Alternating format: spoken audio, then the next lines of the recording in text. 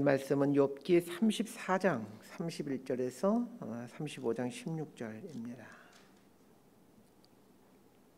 욥기 34장 31절에서 35장 16절까지 말씀 번갈아가며 읽습니다. 제가 먼저 읽겠습니다. 그대가 하나님께 아뢰기를 내가 죄를 지었사오니 다시는 범죄하지 아니하겠나이다. 내가 깨닫지 못하는 것을 내게 가르치소서. 내가 악을 행하였으나 다시는 아니하겠나이다 하였는가. 하나님께서 그대가 거절한다고 하여 그대의 뜻대로 속전을 치시겠느냐. 그러면 그대가 스스로 택할 것이요 내가 할 것이 아니니 그대는 아는 대로 말하라.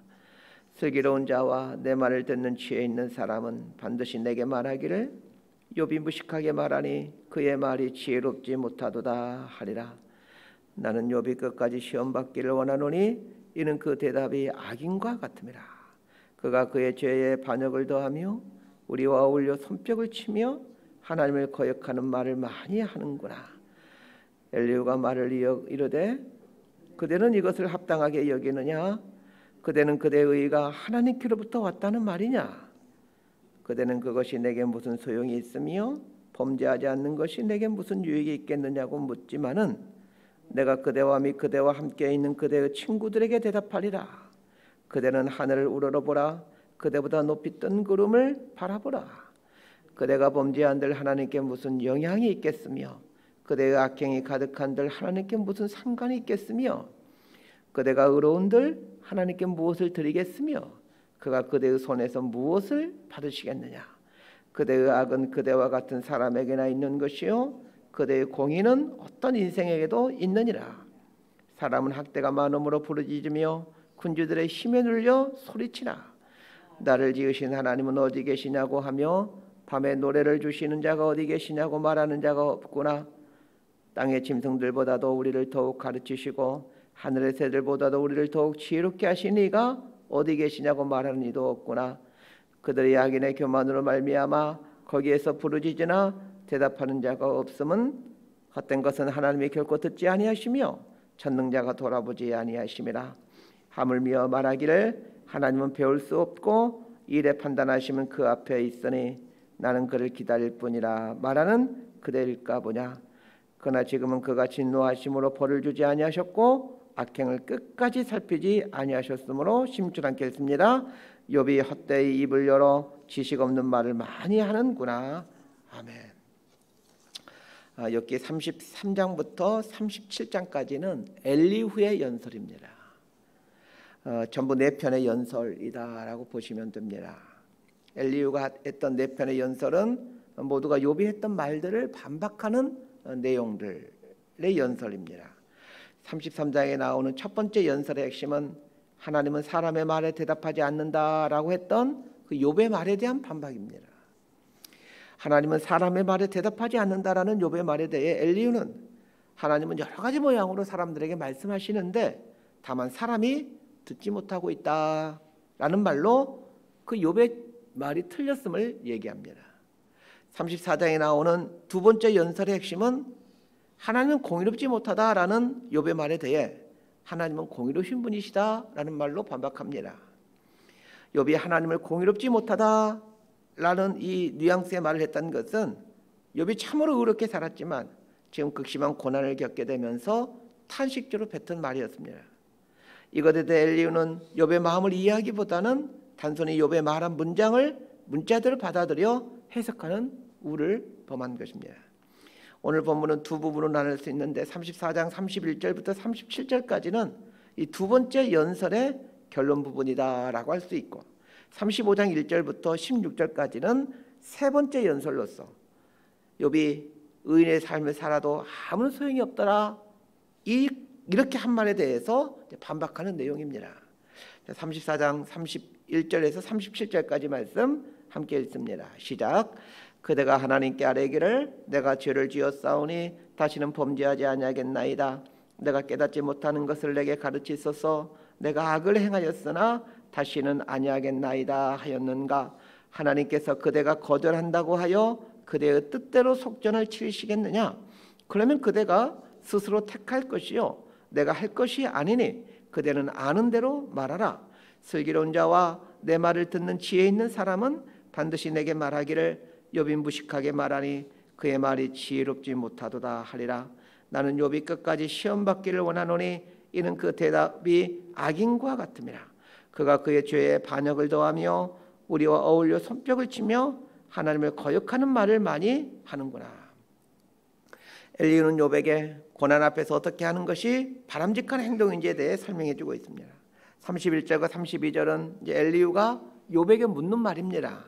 욥, 당신이 고난 당할 때 하나님 앞에 나와서 하나님, 제가 죄를 지었습니다. 제가 깨닫지 못하는 것을 깨닫게 해 주십시오. 다시는 죄를 짓지 않겠습니다.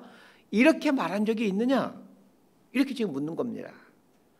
지금까지 욥이 했던 말들을 보게 되면 사실 하나님, 제가 하나님께 죄를 지었습니다. 제가 깨닫지 못하는 걸 깨닫게 해주십시오. 이와 같은 말들을 욥이 하지 않았습니다. 그러나 제가 죄를 지었습니다. 제가 깨닫지 못하는 것을 깨닫게 해주십시오와 같은 회개의 말은 하지 않았지만 욥의 친구들과 변론하기 전까지 계속해서 하나님 앞에 자신이 무슨 죄를 지은 것은 아닐까를 계속 돌아봤을 겁니다. 그러나 엘리후가 본 것은 욥이 자신의 의로움만 주장하는 것을 보았기 때문에 엘리후는 지금 이렇게 말하고 있는 겁니다. 사실 엘리후가 욥의 신앙과 인격을 알고 있었다면 욥이 친구들과 변론하기 전에 자신에게 어떤 죄가 있는 건 아닐까 돌아봤을 것이라고 생각했을 것입니다. 그 친구들 간의 변론 중에서도 마찬가지입니다. 변론을 하면서도 필시 욥은 나에게 혹 무슨 죄가 있는 건 아닐까, 내가 알지 못하는 죄를 지은 건 아닐까 계속해서 돌아봤을 겁니다. 그런데 친구들이 욥이 당하고 있는 고난을 욥의 죄에 대한 하나님의 형벌로 몰아붙이니까 그것이 아니라는 것을 말하기 위해 자신의 죄를 회개하는 뉘앙스의 말을 할 수가 없었던 것입니다. 엘리후가 욥의 신앙과 인격을 고려했다면 엘리후의 말에는 동정과 이해가 묻어나오게 되었을 겁니다. 사실 욥이 하나님의 섭리에 대해 강경한 어투로 말한 것은 사실입니다. 욥의 말을 잘 보면 하나님을 향해 굉장히 불경한 말들을 많이 합니다. 원망과 불평도 많이 들어 있습니다. 그러나 욥이 왜 이렇게 말하는지를 이해해 보려고 하는 노력이 엘리후에게는 필요했습니다. 욥이 참으로 고매한 신앙과 인격을 갖고 있는 사람인데, 철저히 하나님을 경외하던 사람인데 왜 이 사람이 이렇게 극단적인 말을 할까? 욥이 얼마나 힘이 들면 저렇게 말할까? 저런 사람이 아닌데, 이런 생각을 하면서 욥의 말을 들어야만 했습니다. 엘리후는 욥의 말을 보면서 욥이 문제가 많은 사람이다라고 진단하고 욥에게 필요한 것은 회개라고 선언합니다. 여기서 우리가 살펴봐야 될 것이 있습니다. 고난을 겪을 때 어떻게 하는 것이 바른 태도, 바른 자세인가 하는 것입니다. 이제 답을 말씀드릴 테니까 여러분 잘 한번 들으시길 바랍니다. 답은 한 개가 아니라 여러 개이고 중요한 것은 그 답들도 아주 복합적이라는 겁니다. 학교 다닐 때 아마 방정식에 대해서 배웠을 겁니다. 1차 방정식은 쉽죠.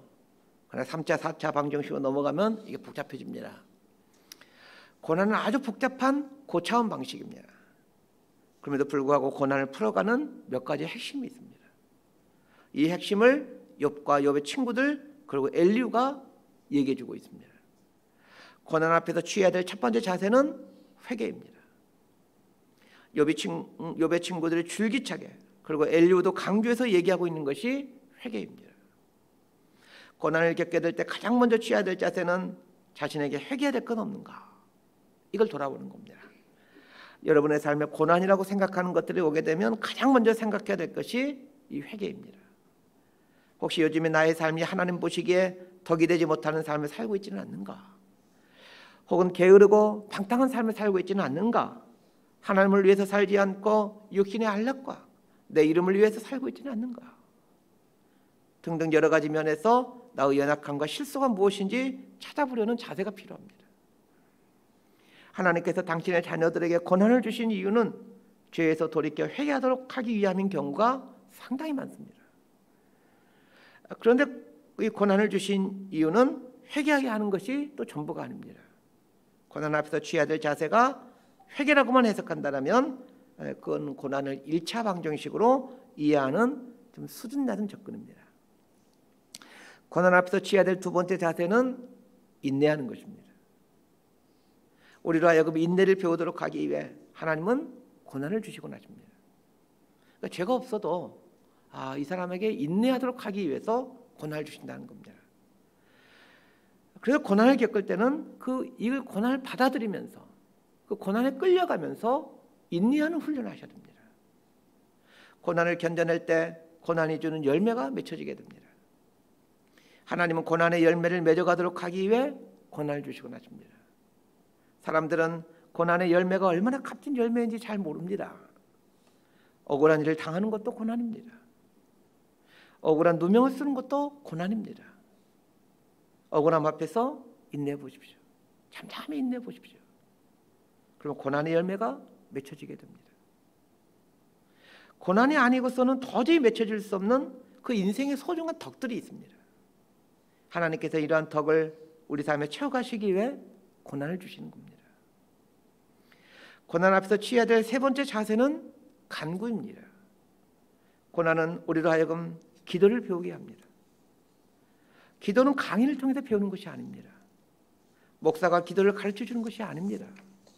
고난이 기도를 가르치는 선생입니다. 그래서 고난을 당할 때는 이 고난이 나에게 기도를 가르치겠구나, 이렇게 생각하시면 됩니다. 고난 앞에서 취해야 될 네 번째 자세는 소망하는 것입니다. 고난은 우리를 절망케 하지만 그 절망의 끝자락에서 소망을 배우게 합니다. 이 땅에서 바둥바둥대며 얻고자 했던 것들이 아무것도 아니라는 것을 알게 하면서 영원한 곳에 대한 소망으로 우리의 마음을 향하게 합니다. 이외에도 고난 앞에서 취해야 될 자세는 더 있죠. 이제 주요한 몇 가지만 지금 말씀드린 겁니다. 35장 1절에서 8절까지 말씀 함께 읽도록 합니다. 시작. 엘리후가 말을 이어 이르되 그대는 이것을 합당하게 여기느냐? 그대는 그대의 의가 하나님께로부터 왔다는 말이냐? 그대는 그것이 내게 무슨 소용이 있으며 범죄하지 않는 것이 내게 무슨 유익이 있겠느냐고 묻지만은 내가 그대와 및 그대와 함께 있는 그대의 친구들에게 대답하리라. 그대는 하늘을 우러러보라. 그대보다 높이 뜬 구름을 바라보라. 그대가 범죄한들 하나님께 무슨 영향이 있겠으며 그대의 악행이 가득한들 하나님께 무슨 상관이 있겠으며 그대가 의로운들 하나님께 무엇을 드리겠으며 그가 그대의 손에서 무엇을 받으시겠느냐? 그대의 악은 그대와 같은 사람에게나 있는 것이요 그대의 공의는 어떤 인생에도 있느니라. 35장 1절부터는 엘리후의 세 번째 연설로서 굉장히 어려운 주제가 등장합니다. 35장 1절에서 8절이 다루고자 하는 것이 신앙의 삶이 우리에게 무슨 유익을 주느냐에 대한 토론입니다. 3절에 보면 이 토론 주제가 나오죠. 3절 하반절에 범죄하지 않는 것이 내게 무슨 유익이 있느냐, 이런 말이 나오는데 이 말은 욥이 했던 말입니다. 욥이 하나님 앞에서 범죄하지 않기 위해 전력 투구하는 삶을 살아왔는데 결국 결과는 비참한 상황인 것을 보면서 범죄하지 않기 위해 사는 것이 나에게 무슨 유익이 있느냐, 이렇게 탄식했던 겁니다. 이에 대해서 엘리후가 인간의 선행이 과연 하나님에게 어떤 영향, 어떤 유익을 주느냐라고 얘기를 합니다. 사실 인간이 아무리 선하게 살아도 그 선함이 하나님에게 영향을 끼치는 것이 아닙니다. 우리가 신앙을 갖고 바른 삶을 살고자 애쓰는 것은 그렇게 살면 하나님이 주시는 복을 받기 때문이다, 이런 게 아닙니다. 만약 이런 생각을 갖고 신앙생활을 하고 있다면 신앙에 대한 출발점이 잘못된 겁니다. 신앙을 갖고 바른 삶을 살고자 하는 것은 그것이 하나님의 형상으로 지음받은 인간의 마땅한 도리이기 때문입니다. 엘리후는 욥이 자신의 의로움을 대단한 의로움이라고 주장하는 것으로 이해를 했습니다. 그래서 엘리후는 욥, 당신의 의는 이 땅에 사는 사람들 중 웬만한 사람들이 다 갖고 있는 의이다, 이렇게 답변을 합니다. 그러면서 당신의 의로움이 하나님께 크게 영향을 줄 만큼 그렇게 대단하게 생각해서는 안 된다라고 얘기를 합니다. 사실 엘리후의 말이 일리가 있습니다. 우리가 아무리 의롭게 산다 한들 우리의 의로움이 어찌 하나님에게 영향을 줄 수 있겠습니까? 우리의 의로움은 그렇게 대단할 수도 없고 또한 욥의 의로움을 대단하다고 느낄 만큼 하나님은 작으신 분이 아니십니다. 그러면서 엘리후가 말하고자 하는 핵심이 무엇입니까? 욥, 당신의 의로움은 대단한 게 아니야. 하나님이 당신의 의로움 정도로 흥분할 만큼 그렇게 작은 분이 아니시다, 이렇게 얘기를 합니다. 그렇습니다. 하나님은 작은 분이 아니시죠. 그러나 엘리후가 간과하고 있는 것이 있습니다. 욥의 의로움은 하나님을 흥분시킬 만큼 대단한 것은 사실 아니지만 아버지 되신 하나님 앞에서는 우리의 작은 의로움도 하나님을 흥분시킨다는 것입니다. 이것은 마치 그 아이가, 우리 아이 키우는 부모들 다 경험해 보셨을 텐데, 아이가 한 돌쯤 되면 이렇게 막 일어서서 막 걸으려고 하지 않습니까? 그 돌쯤 된 아이가 일어서서 걷는 걸 보면서 다른 사람들은 아무런 흥분을 느끼지 못합니다. 그렇지만 아버지는 흥분합니다. 부모는 흥분합니다. 사실 걷는 게 뭐가 흥분된 일입니까? 다 걷고 다니는 사람들, 다 걷고 다니는데요. 근데 부모는 그렇지 않습니다. 내 아이가 막 일어서 가지고 걷는 걸 보면서 흥분을 하죠. 그렇다면 과연 신앙의 삶, 죄에서 떠난 삶이 하나님에게 무슨 유익이 있느냐? 이 문제는 어떻게 결론을 지어야 하겠습니까? 우리가 아무리 죄에서 떠난 의인의 삶을 살지라도 크신 하나님 앞에서는 사실 그거는 큰 게 아닙니다. 그러나 하나님은 우리가 죄에서 떠나 살려고 하는 그 작은 애씀에도 실은 감격하시고 흥분하신다는 것입니다. 다만 우리 편에서 해야 될 일은, 우리 편에서 생각해야 될 것은 나의 작은 애씀들이 대단한 것이다라고 생각해서는 안 된다는 것입니다. 죄에서 떠난 선한 삶, 신앙의 삶을 사는 것이 마땅한 도리입니다. 이렇게 생각해야지 나의 선한 삶이 하나님께 대단한 것이다 라고 생각하는 우를 범해서는 안 된다는 것이죠. 자, 9절에서 16절까지 말씀 함께 읽습니다. 시작. 사람은 학대가 많음으로 부르짖으며 군주들의 힘에 눌려 소리치나 나를 지으신 하나님은 어디 계시냐고 하며 밤에 노래를 주신 자가 어디 계시냐고 말하는 자가 없구나. 땅의 짐승들보다도 우리를 더욱 가르치시고 하늘의 새들보다도 우리를 더욱 지혜롭게 하신 이가 어디 계시냐고 말하는 이도 없구나. 그들이 악인의 교만으로 말미암아 거기에서 부르짖으나 대답하는 자가 없음은 헛된 것은 하나님이 결코 듣지 아니하시며 전능자가 돌아보지 아니하심이라. 하물며 말하기를 하나님은 배울 수 없고 일에 판단하시면 그 앞에 있으니 나는 그를 기다릴 뿐이라 말하는 그대일까 보냐. 그러나 지금은 그가 진노하심으로 벌을 주지 아니하셨고 악행을 끝까지 살피지 아니하셨으므로 욥이 헛되이 입을 열어 지식 없는 말을 많이 하는구나. 자, 9절에서 10절은 아주 또 색다른 주제를 다루고 있습니다. 이 부분은 하나님이 왜 기도를 들어주시지 않느냐라는 그 욥의 탄식에 대한 엘리후의 변론입니다. 이 주제는 사실 우리도 종종 하게 되는 질문이죠. 신앙생활을 하는 동안에 자주 하게 되는 질문 중에 하나가 정말 하나님이 내 기도를 들어주실까 하는 질문입니다. 정말 하나님이 우리의 기도를 들어주실까요? 사실 우리들 입장에서 보면 하나님이 우리의 기도를 들어주시지 않은 때가 많다고 생각을 합니다. 그럼 왜 하나님은 우리의 기도를 들어주시지 않는 것일까요? 이것에 대해서 엘리후가 몇 가지 이유를 논리적으로 설명해 주고 있습니다. 첫 번째 이유는 9절에 나옵니다. 사람은 학대가 많음으로 부르짖으며 군주들의 힘에 눌려 소리치라. 사람들은 다른 사람으로부터 학대를 받을 때 힘 있는 사람들에 의해 압제당할 때 기도하더라는 것입니다. 학대받을 때 하게 되는 기도의 내용은 원망과 불평이 많을 수밖에 없습니다. 학대를 당할 때는 학대에 갇혀 하나님의 공의로우심을 구하기보다는 나의 어려움을 해결해 달라는 이기적인 기도일 경우가 많다라는 것입니다. 사실 그럴 수밖에 없죠. 내가 지금 극심한 학대를 당하고 압제를 당하고 있는데 이 압제에서 구해달라는 기도를 하지 하나님의 공의가 이루어지게 해달라고 기도할 수 있는 사람은 드뭅니다.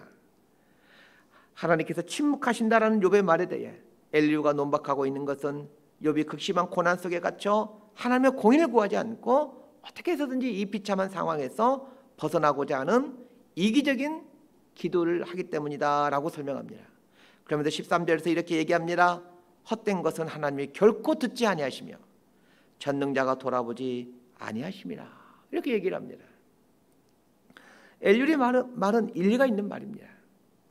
엘리후의 말을 통해서 우리의 기도가 헛된 걸 구하고 있지는 않는지, 나만을 위한 이기적인 내용은 아닌지 돌아봐야 됩니다. 하나님은 분명 살아계셔서 우리의 기도를 듣고 계시는데 다만 헛된 기도에 대해서 자신을 위하는 이기적인 기도에 대해서 반응하지 않는다라는 것이 엘리후가 말하고 있는 요점입니다.